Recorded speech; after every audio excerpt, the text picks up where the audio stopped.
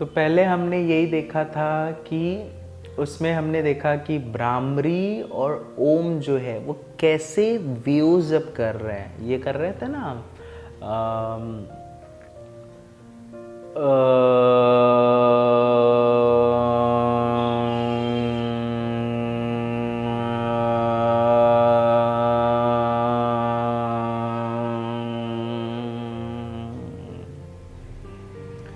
मतलब single single individually ओम नहीं कर रहे हैं। एक होता है कि ओम बोले फिर रुके फिर ओम बोले, तो ये एक अलग चीज़ हो गई।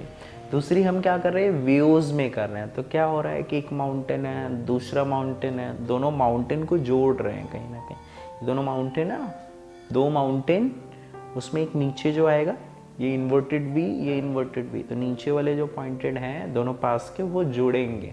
वो जुड़ते कैसे हैं, नाक से आवाज़। तो ये प्रैक्टिस तब हो सकती है जब आपकी भ्रामरी में भी अच्छी चीज़ें हों। तो बेसिकली वॉइस को आप क्या कर रहे हो, कहीं ना कहीं सर्कुलेट कर रहे हो पूरी बॉडी में, जिससे ओम जो है वो सिर्फ नॉस्ट्रिल में ही नहीं, सिर्फ ब्रेन में ही नहीं, फुल बॉडी में हो। लेकिन इसके लिए ब्रीदिंग में कोई प्रॉब्लम ना हो, ब्रीदिंग में, बिकॉज आवाज़ क्या है, आवाज़ कुछ और नहीं है, ब्रीदिंग है आपकी, ब्रीदिंग है, और ब्रीदिंग का ही दबाव है। जैसे आप बोलते हो तो क्या है, जीभ है वो हवा को इधर उधर दबा रही है, लपलपा रही है, कभी इधर होता है हवा इधर दब जाती है, तो हवा में एक आवाज़ बनती है टकराने की। तो वैसे ही ये चीज़ है। तो ये पूरी शरीर में जो सारी चीज़ें हैं ये वेंटिलेट हो रहा है of a sound, ventilation of sound. तो ये चीज़ होती है। तो एक डीपर कह सकते हैं स्ट्रेस रिलीफ साबित हो जाता है, डिप्रेशन में भी काम आ जाता है। तो ये चीज़ है। तो ये है। और इसमें नाक पे है, तो मैं पहले ही बता चुका हूँ नाक पे, जैसे कि नाक पे कैसे ध्यान दें। तो आप माँ को पहले बोलो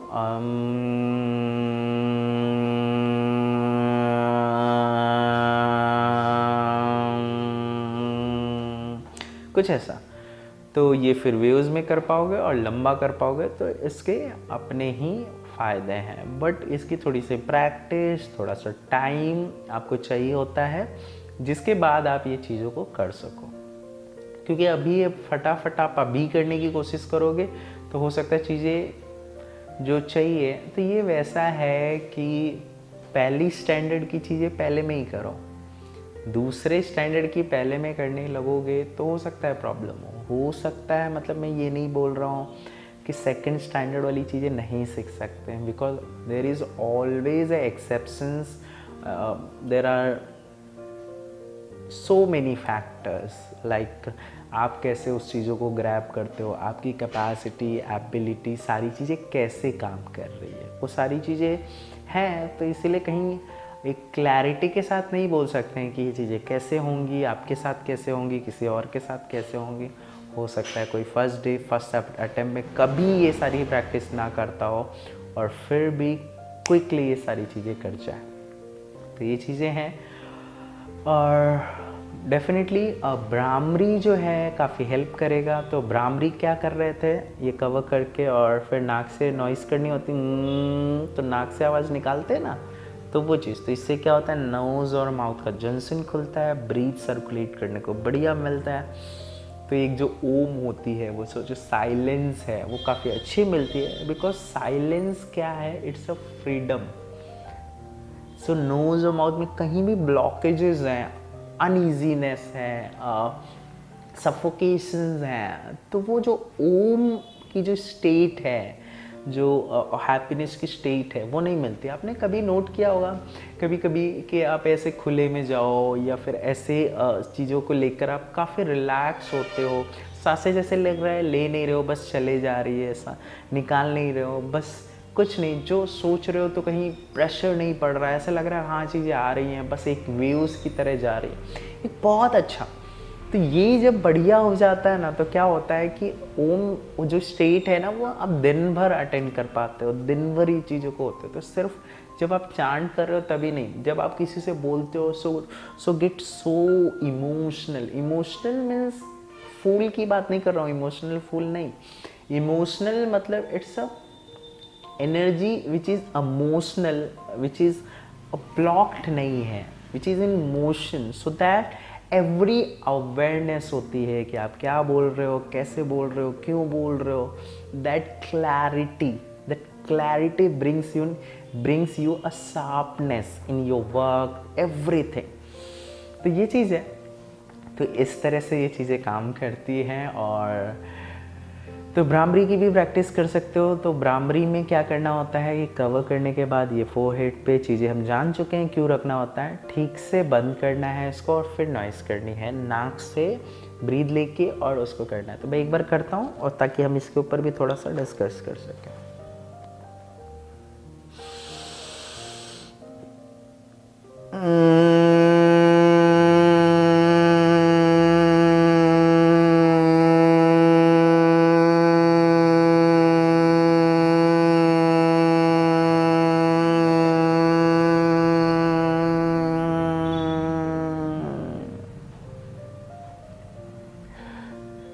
तो इसमें क्या हो रहा है, एक पेनिट्रेटिंग नॉइस नोज से क्रिएट हो रही है। देखो नॉइस अलग अलग होती है, जैसे अभी ये हाथ की आवाज़ एक अलग है, मुंह से आवाज़ आ रही है एक अलग है, नाक से आ रही है तो एक आवाज़, गले से आती है तो एक अलग है।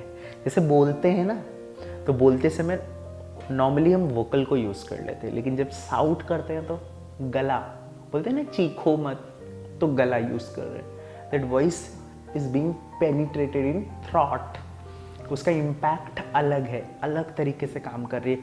अगर वही चीज़ होती है ना, कई बार बहुत ही सो मच इन डेप्थ, इन कह सकते हैं कि very much related to breath, very much related to a fulfilment. तो आपने देखा ना, ऐसा लगता है कि नाक है, नाक से आवाज़ निकालने की बात नहीं कर रहा हूँ, एक होता है कि नाक से वो चीज़ें, तो उसका एक असर जो है एक अलग ही पड़ता है लोगों पे जब बोलते हो। तो इस तरह से ये काम करती है। तो जो ओम चांटिंग है, जब बोल रहे हैं तो ओम से इसकी, Om is a initial noise. क्या प्रैक्टिस करना है, कैसे प्रैक्टिस करना है, is not about Om chanting. Om से इज ओम, बट ओम को जब चांट करते हो तो definitely nose, mouth, throat, basically full body engagement, वो एक्सप्रेशंस, वो डेप्थनेस, वो डीप जो है, वो चीज़ें यूज़ होती हैं। बट जब भ्रामरी कर रहे हो तो it's a very precise to nose. So basically nose को कर रहे हो तो nose is a very tiny in space, cavity जो है वेरी टाइनी है, छोटा है। सो उसके अंदर जो होती है तो एक कंपन ही क्रिएट हो सकती है, बिकॉज दैट उसके वजह से ही इसका नाम भ्रामरी है। तो ये चीज़ करते हो तो कहीं ना कहीं वो सारी चीज़ें जंक्शन जो हैं, जैसे लो बॉडी में, अपर बॉडी में, because nose become somewhere a brain and lower body के बीच में एक ब्रिज बन जाता है। इट्स कह सकते हैं दो लोग को जोड़ता है, या फिर कह सकते हैं breathing and the body, it's a connection that bhramari लाता है। तो इसकी प्रैक्टिस करने से ये सारी चीज़ें होती हैं। और दूसरी चीज़ अगर इसमें नोट करें तो भ्रामरी उनके लिए काफ़ी अच्छा साबित हो जाता है कई बार, जैसे बहुत ज़्यादा डिस्टर्ब्ड हैं, और बिकॉज ओम जो है needs very peaceness to, because वो चीज़ें क्या है बहुत ही रिलैक्स मूड में करते हैं। तो बिकॉज उसमें बहुत ज़्यादा डिस्ट्रैक्शंस को अवॉइड करने के लिए नहीं कहा गया है, क्योंकि उसमें हम कहीं ज़्यादा कवर अप नहीं करते हैं, कहीं कान को नहीं बंद करते, सिंपली वी जस्ट सिट। ये पॉपुलर वे है, बट ऐसे भी ओम चांटिंग की जा सकती है, ऐसे भी कर सकते हैं, बट ऐसे करके करते हैं तो इट्स अ पॉपुलर वन। तो मैं कह रहा हूँ कि उसमें ये चीज़ें हैं, तो उसमें एक रिक्वायरमेंट होती है एक पीसनेस की, जो आपको पहले से हो। तो दैट केस में ओम इज़ वेरी बेटर, बिकॉज वो एक इम्पैक्ट मिलता है, अदरवाइज वो वोकल साउंड बन के रह जाता है। दूसरा, इन भ्रामरी वेरी डिस्टर्ब्ड हो तो नॉइज़ तो क्रिएट ही कर सकते हो, बिकॉज बहुत ज़्यादा आपको पेशेंस, बहुत ज़्यादा इसको वो इन्वॉल्वमेंट नहीं चाहिए होती, नाक से ही तो करना है। और डिस्ट्रैक्शन अवॉइड करने के लिए भी काफ़ी स्टेप्स हैं। सो कहीं ना कहीं हम सोच सकते हैं कि ये शायद ये जो दो पॉपुलर साउंड रिलेटेड प्राणायाम हैं, जो वेरी नियर टू मेडिटेशन यानी कि ध्यान में हमारे लाते हैं, यानी कि ध्यान हमारा बढ़ाते हैं, हमारा फोकस अवेयरनेस बढ़ाते हैं, तो शायद यही देखते हुए बनाया गया होगा कि ऐसे सिचुएशन में है तो ये एक पॉपुलर प्रैक्टिस होनी चाहिए हमारे पास, ये कर सके, one of the tool which become popular, वैसी भ्रामरी। सो ये डिफरेंसेस हमें समझ आने चाहिए। तो कई बार होता है कि भ्रामरी करना it's so simple and then Om, and कई बार होता है ओम कर लिया है बट वो एक रिलैक्सेशन आ जाती है, वो पीसनेस आ जाती है, लेकिन उसके बाद क्या होता है, अभी कर तो लिया लेकिन we want to some motivation, some energetic, which Om में भी है, बट वो एनर्जी की बात नहीं कर रहा, that peace energy here Bhramari you is like कि इंस्पायरिंग यू कि ये करना है। सो उसके बाद जब भ्रामरी कर लेते हो तो क्या हो जाता है कि एक ऐसी, बिकॉज सिंपल सी बात है, एक धीमी आवाज़ और एक ज़ोर सी आवाज़, जैसे अब किसी को वही चीज़ बोली जाए धीरे से तो उसका एक असर होगा कि हाँ बोला है कर लेंगे, अभी नहीं तो बाद में कर लेंगे, एक होता है ना फ्रीडम होती है। लेकिन अगर वही चीज़, मैं चिल्लाने की बात बिल्कुल नहीं कर रहा हूँ, वही चीज़ थोड़ा सा ज़ोर से बोलते हैं, कमांडिंग बोलते हैं ना, ये आपको करना है, रिक्वेस्टिंग, सब बिहेवियर, हम्बल, वो सारा सब कुछ है उसमें, बट एक कमांड होता है ना, करना है, दैट वॉइस, दैट लाउडरनेस, वो भ्रामरी में हो जाता है। तो उससे क्या हो जाता है, एक अर्जेंसी क्रिएट हो जाती है और एक होता है ना, एक स्टार्ट किक हो जाती है। तो इस तरह से काम करता है। तो इस तरह से आगे पीछे भी आप यूज़ कर सकते हो कि भ्रामरी पहले या ओम पहले, या ओम पहले फिर भ्रामरी, या किसी को ओम ओके है नाउ फॉर टाइम बिंग के लिए, या भ्रामरी है so disturbed, then Bhramari is good, because ये कहीं ना कहीं लाउडर है, तो ये कहीं ना कहीं पेनिट्रेटिंग है, तो ये चीज़ कर जाती है। फिर भी एक चीज़ हम यहाँ पे समझ सकते हैं, शब्दों में सारी चीज़ें हम नहीं रैप करके एज अ गिफ्ट नहीं दे सकते किसी को, क्योंकि शब्द ऑलवेज हैव अ लिमिटेशंस, तो सब चीज़ें नहीं कवर कर पाते हैं, इसीलिए इतना सारा डिस्कशन हो जाता है, यहाँ से बोलना पड़ता है, वहाँ से बोलना पड़ता है, वहाँ से बोलना, फिर भी वो एक्सप्लेनेशन कहीं ना कहीं ब्लैंक स्पॉट्स मिल ही जाता है शब्दों के बीच में जो रह जाता है, और फिर शायद वो आप एक्सपीरियंस करते हो और फिर आपको भी मिलता है। तो यहाँ फोकस आपका यही रहना चाहिए कि चीज़ें सीखते रहो, समझते रहो, और जब एक्सपीरियंस हो तो उसको भी एक्सेप्ट करने के लिए रेडी हो, बिकॉज मैं आपको यहाँ पे एक चीज़ नहीं बोल रहा हूँ, 50 चीज़ बोलने की कोशिश कर रहा हूँ। जब 50 चीज़, तो कहीं ना कहीं हमारी आदत भी बनती है कि ऐसे भी हो सकता है, ऐसे भी हो सकता है। So you are ready, and then after आपको सिर्फ ये देखना होता है कि सामने वाले को क्या है, वो चीज़ के लिए एक्सेप्ट करना, उसको वही सपोर्ट करना, वो चीज़ को कराना। तो एज ए टीचर आप उसके अंदर कोई रुकावटें ना बने, क्योंकि टीचर्स कई बार रुकावटें बन जाते हैं, क्योंकि क्या होता है जब प्रैक्टिस कर रहे होते हैं तो हम खुद ही अपने आप को एडजस्ट कर रहे होते हैं, कंफर्ट जोन ढूंढ रहे होते हैं, वो वोकल से हो, ब्रीदिंग से हो, सिटिंग से हो,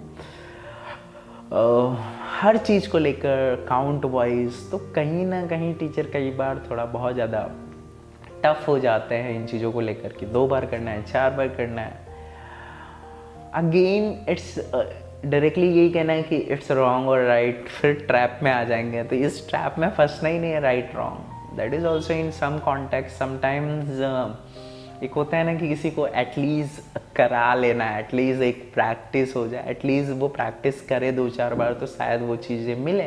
तो दैट केस में हम कह सकते हैं 3 बार करो, 4 बार करो। बट जब somebody is enjoying that practices, so it's not important कि 4 बार करो, 3 बार करो, बिकॉज आप उनको अब ये बोलते हो कि ये चीज़ करो तो वो चीज़ें खुद ही लगता है कि हाँ 3 बार करना चाहिए। बिकॉज वंस गोल रिच मिल जाता है गोल, हमें जैसे ही लगता है कि मिल रहा है हमें दैट स्टेट ऑफ हैप्पीनेस जिसे योगा कहते हैं, और यही गोल है फाइनली। तो ये जब मिल जाता है तो why anybody will practice again and again. So वो चीज़ें खुद ही एक अंदर से आता है कि ये चीज़ करना चाहिए। ये वैसा ही है कि जैसे भूख लगे तो आप किसी को बहुत ज़्यादा गाइडेंस दे रहे हो कि इतना खाओ, इतना खाना चाहिए, इतने बजे खाना चाहिए, उतने बजे खाना चाहिए।